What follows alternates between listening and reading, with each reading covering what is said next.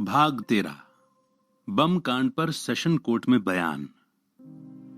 भगत सिंह और बटुकेश्वर दत्त द्वारा असेंबली में बम फेंकने के बाद 6 जून 1929 को दिल्ली के सेशन जज मिस्टर लियोनार्ड मिडल्टन की अदालत में दिया गया ऐतिहासिक बयान। हमारे ऊपर गंभीर आरोप लगाए गए हैं, इसलिए यह आवश्यक है कि हम भी अपनी सफाई में कुछ शब्द कहें। हमारे कथित अपराध के संबंध में निम्नलिखित प्रश्न उठते हैं। क्या वास्तव में असेंबली में बम फेंके गए थे? यदि हां, तो क्यों? दूसरा, नीचे की अदालत में हमारे ऊपर जो आरोप लगाए गए हैं वे सही हैं या गलत? पहले प्रश्न के भाग के लिए हमारा उत्तर स्वीकारात्मक है, लेकिन तथाकथित चश्मदीद गवाहों ने इस मामले में जो गवाही दी है वो सरासर झूठ है। क्योंकि हम बम फेंकने से इनकार नहीं कर रहे हैं, इसलिए यहां इन गवाहों के बयानों की सच्चाई की परख भी हो ही जानी चाहिए। उदाहरण के लिए हम यहां बता देना चाहते हैं कि सर्जेंट टेरी का यह कहना कि उन्होंने हम में से एक के पास से पिस्तौल बरामद की एक सफेद झूठ मात्र है, क्योंकि जब हमने अपने आप को पुलिस के हाथों में सौंपा तो हम में से किसी के पास कोई पिस्तौल न थी।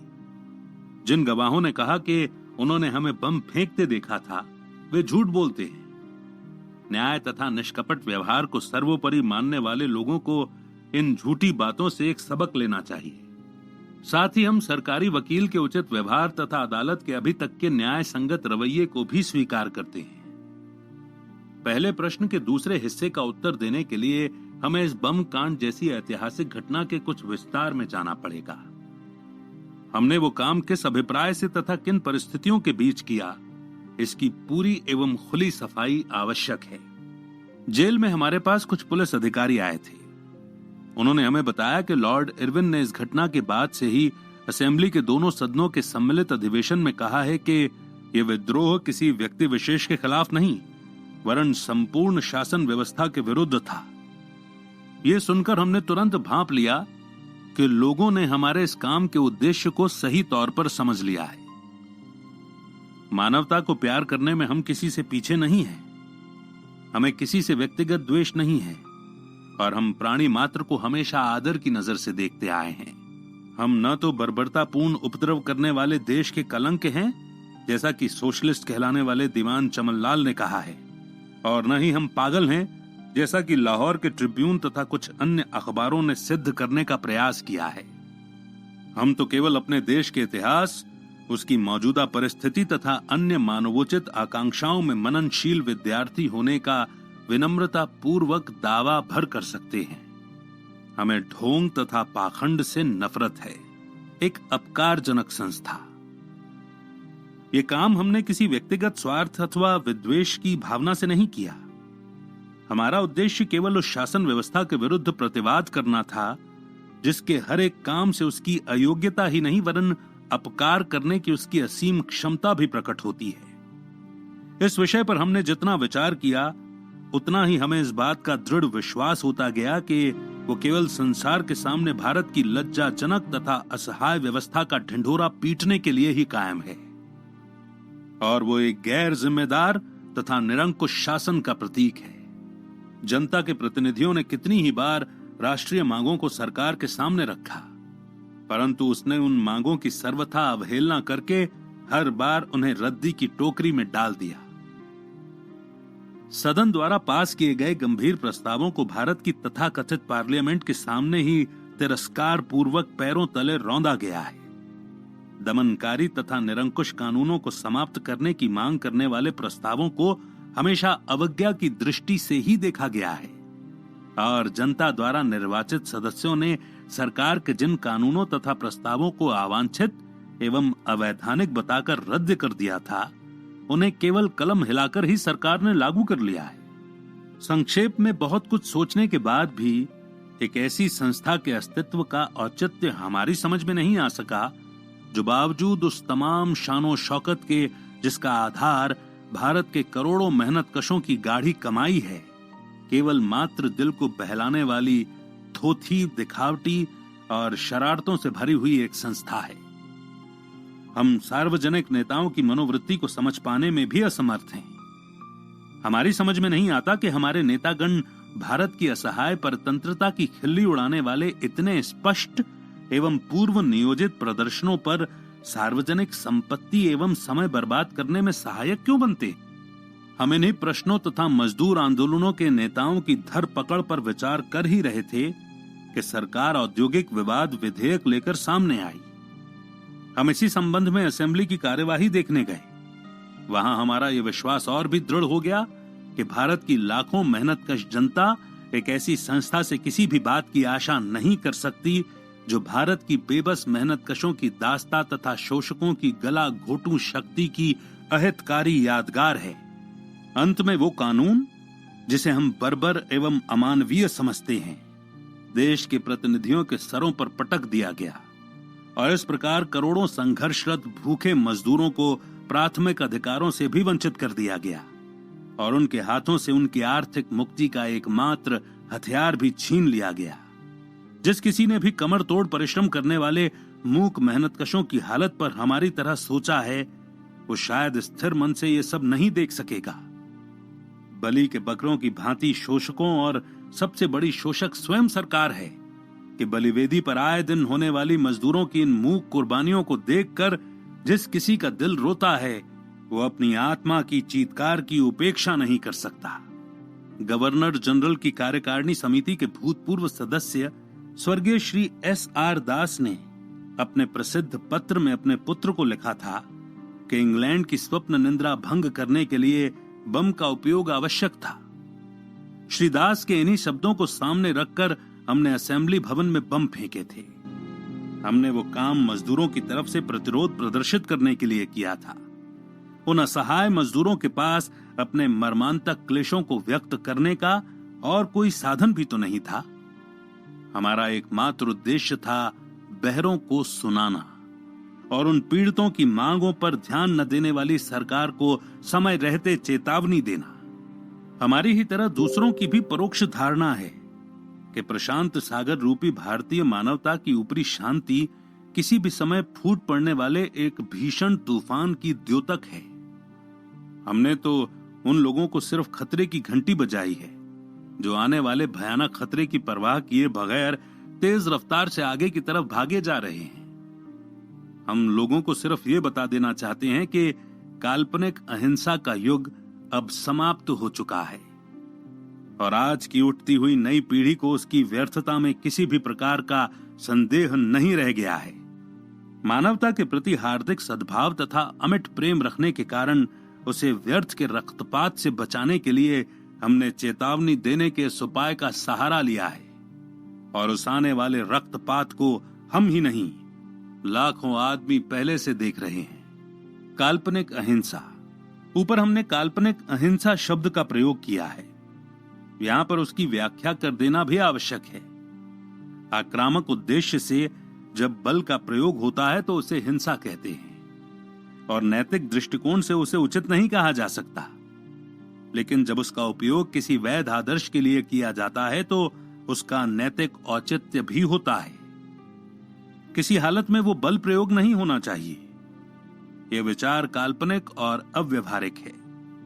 इधर देश में जो नया आंदोलन तेजी के साथ उठ रहा है और जिसकी पूर्व सूचना हम दे चुके हैं, वो गुरु गोविंद सिंह, शिवाजी, कमाल पाशा, रिजा खां, वॉशिंगटन, गैरीबाल्डी, लफायत और लेनिन के आदर्शों से ही प्रस्फुटित है और उन्हीं के पद चिन्हों पर चल रहा है। चूंकि भारत की विदेशी सरकार तथा हमारे राष्ट्रीय नेतागण दोनों ही इस आंदोलन की ओर से उदासीन लगते हैं और जानबूझकर उसकी पुकार की ओर से अपने कान बंद करने का प्रयत्न कर रहे हैं, अतः हमने अपना कर्तव्य समझा कि हम एक ऐसी चेतावनी दें जिसकी अवहेलना न की जा सके। हमारा अभिप्राय। अभी तक हमने इस घटना के मूल उद्देश्य पर ही प्रकाश डाला है। अब हम अपना अभिप्राय भी स्पष्ट कर देना चाहते हैं। ये बताने की आवश्यकता नहीं है कि इस घटना के सिलसिले में मामूली चोटें खाने वाले व्यक्तियों अथवा असेंबली के किसी अन्य व्यक्ति के प्रति हमारे दिलों में कोई व्यक्तिगत विद्वेष की भावना नहीं थी। इसके विपरीत हम एक बार फिर स्पष्ट कर देना चाहते हैं कि हम मानव जीवन को अत्यंत पवित्र मानते हैं और किसी अन्य व्यक्ति को चोट पहुंचाने के बजाय हम मानव जाति की सेवा में हंसते हंसते अपने प्राण विसर्जित कर देंगे। हम साम्राज्यवाद की सेना के भाड़े के सैनिकों जैसे नहीं हैं, जिनका काम ही हत्या होता है। हम मानव जीवन का आदर करते हैं और बराबर उसकी रक्षा का प्रयत्न करते हैं। इसके बाद भी हम स्वीकार करते हैं कि हमने जानबूझकर असेंबली के भवन में बम फेंके। घटनाएं स्वयं हमारे अभिप्राय पर प्रकाश डालती हैं और हमारे इरादों की परख हमारे काम के परिणाम के आधार पर होनी चाहिए, न कि अटकल एवं मनगढ़ंत परिस्थितियों के आधार पर। सरकारी विशेषज्ञ की गवाही के विरुद्ध में हमें यह कहना है कि असेंबली भवन में फेंके गए बमों से वहां की एक खाली बेंच को ही कुछ नुकसान पहुंचा और लगभग आधे दर्जन लोगों को मामूली सी खरोंच भर आई। सरकारी वैज्ञानिकों ने कहा है कि बम बड़े जोरदार थे और उनसे अधिक नुकसान नहीं हुआ है। इसे एक अनहोनी घटना ही कहना चाहिए, लेकिन हमारे विचार से उन्हें वैज्ञानिक ढंग से बनाया ही ऐसा गया था। पहली बात, दोनों बम बेंचों से तथा डेस्कों के बीच की खाली जगह में ही गिरे थे। दूसरे, उनके फूटने की जगह से 2 फीट पर बैठे हुए लोगों को भी, जिनमें श्री P.R. राव, श्री शंकर राव तथा सर जॉर्ज शुस्टर के नाम उल्लेखनीय हैं, या तो बिल्कुल ही चोटें नहीं आईं या मात्र मामूली आईं। अगर उन बमों में जोरदार पोटेशियम क्लोरेट और पिक्रिक एसिड भरा होता, जैसा कि सरकारी विशेषज्ञ ने कहा है, तो इन बमों ने उस लकड़ी के घेरे को तोड़कर कुछ गज की दूरी पर खड़े लोगों तक को उड़ा दिया होता। और यदि उनमें कोई और भी शक्तिशाली विस्फोटक भरा जाता तो निश्चय ही वे असेंबली के अधिकांश सदस्यों को उड़ा देने में समर्थ होते। यही नहीं, यदि हम चाहते तो उन्हें सरकारी कक्ष में फेंक सकते थे, जो विशिष्ट व्यक्तियों से खचाखच भरा था, या फिर उससे सर जॉन साइमन को अपना निशाना बना सकते थे, जिसके अभागे कमीशन ने प्रत्येक विचारशील व्यक्ति के दिल में उसकी ओर से गहरी नफरत पैदा कर दी थी, और जो उस समय असेंबली के अध्यक्ष दीर्घा में बैठा था। लेकिन इस तरह का हमारा कोई इरादा नहीं था, और उन बमों ने उतना ही काम किया जितने के लिए उन्हें तैयार किया गया था। यदि उससे कोई अनहोनी घटना हुई तो यही कि वे निशाने पर अर्थात निरापद स्थान पर गिरे। एक ऐतिहासिक सबक। इसके बाद हमने इस कार्य का दंड भोगने के लिए अपने आप को जानबूझकर पुलिस के हाथों समर्पित कर दिया। हम साम्राज्यवादी शोषकों को ये बता देना चाहते थे कि मुट्ठी भर आदमियों को मारकर किसी आदर्श को समाप्त नहीं किया जा सकता, और न ही 2 नगण्य व्यक्तियों को कुचलकर राष्ट्र को दबाया जा सकता है। हम इतिहास के इस सबक पर जोर देना चाहते थे कि परिचय चिन्ह तथा बास्तीय, फ्रांस की कुख्यात जेल जहां राजनीतिक बंदियों को घोर यातनाएं दी जाती थीं, फ्रांस के क्रांतिकारी आंदोलन को कुचलने में समर्थ नहीं हुए थे। फांसी के फंदे और साइबेरिया की खानें रूसी क्रांति की आग को बुझा नहीं पाई थीं। तो फिर क्या अध्यादेश और सेफ्टी बिल्स भारत में आजादी की लौ को बुझा सकेंगे? षड्यंत्रों का पता लगाकर या गढ़े हुए षड्यंत्रों द्वारा नौजवानों को सजा देकर एक महान आदर्श के स्वप्न से प्रेरित नवयुवकों को जेल में ठूंस कर क्या क्रांति का अभियान रोका जा सकता है? हाँ, सामयिक चेतावनी से, बशर्ते कि उसकी उपेक्षा न की जाए, लोगों की जानें बचाई जा सकती हैं और व्यर्थ की मुसीबतों से उनकी रक्षा की जा सकती है। आगाही देने का यह भार अपने ऊपर लेकर हमने अपना कर्तव्य पूरा किया है। क्या है क्रांति?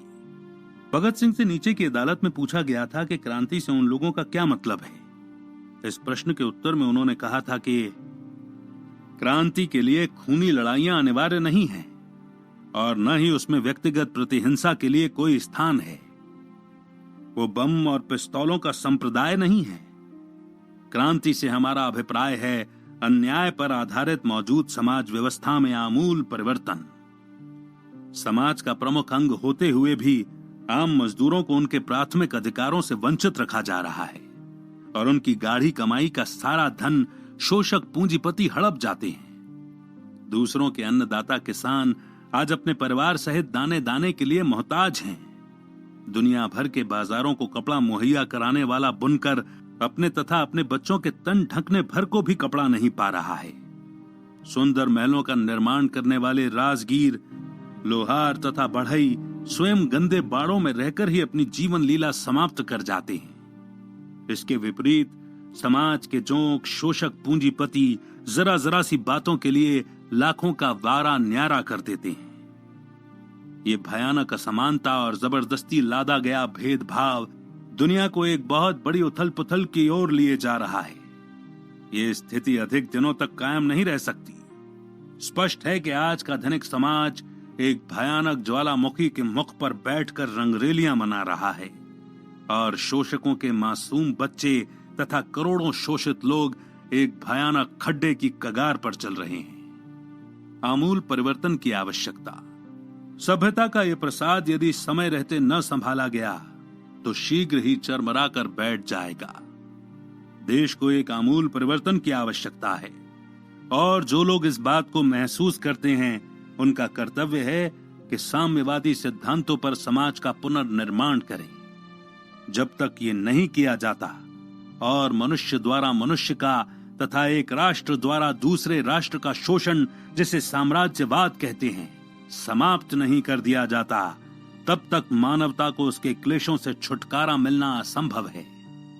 और तब तक युद्धों को समाप्त कर विश्व शांति के युग का प्रादुर्भाव करने की सारी बातें महज ढोंग के अतिरिक्त और कुछ भी नहीं है। क्रांति से हमारा मतलब अंततोगत्वा एक ऐसी समाज व्यवस्था की स्थापना से है जो इस प्रकार के संकटों से बरी होगी और जिसमें सर्वहारा वर्ग का आधिपत्य सर्वमान्य होगा और जिसके फलस्वरूप स्थापित होने वाला विश्व संघ पीड़ित मानवता को पूंजीवाद के बंधनों से और साम्राज्यवादी युद्ध की तबाही से छुटकारा दिलाने में समर्थ हो सकेगा। सामयिक चेतावनी। यह है हमारा आदर्श और इसी आदर्श से प्रेरणा लेकर हमने एक सही तथा पुरजोर चेतावनी दी है। लेकिन अगर हमारी इस चेतावनी पर ध्यान नहीं दिया गया और वर्तमान शासक व्यवस्था उठती हुई जनशक्ति के मार्ग में रोड़े अटकाने से बाज न आई तो क्रांति के इस आदर्श की पूर्ति के लिए एक भयंकर युद्ध का छिड़ना अनिवार्य है। सभी बाधाओं को रौंद कर आगे बढ़ते हुए उस युद्ध के फलस्वरूप सर्वहारा वर्ग के अधिनायक तंत्र की स्थापना होगी। यह अधिनायक तंत्र क्रांति के आदर्शों की पूर्ति के लिए मार्ग प्रशस्त करेगा। क्रांति मानव जाति का जन्मजात अधिकार है जिसका अपहरण नहीं किया जा सकता। स्वतंत्रता प्रत्येक मनुष्य का जन्म सिद्ध अधिकार है। श्रमिक वर्ग ही समाज का वास्तविक पोषक है। जनता की सर्वोपरि सत्ता की स्थापना ही श्रमिक वर्ग का अंतिम लक्ष्य है। इन आदर्शों के लिए और इस विश्वास के लिए हमें जो भी दंड दिया जाएगा हम उसका सहर्ष स्वागत करेंगे। क्रांति की इस पूजा वेदी पर हम अपना यौवन नैवे के रूप में लाए हैं क्योंकि ऐसे महान आदर्श के लिए बड़े से बड़ा त्याग भी कम है। हम संतुष्ट हैं और क्रांति के आगमन की उत्सुकता पूर्वक प्रतीक्षा कर रहे हैं। 16 जून 1929। इनकलाब जिंदाबाद।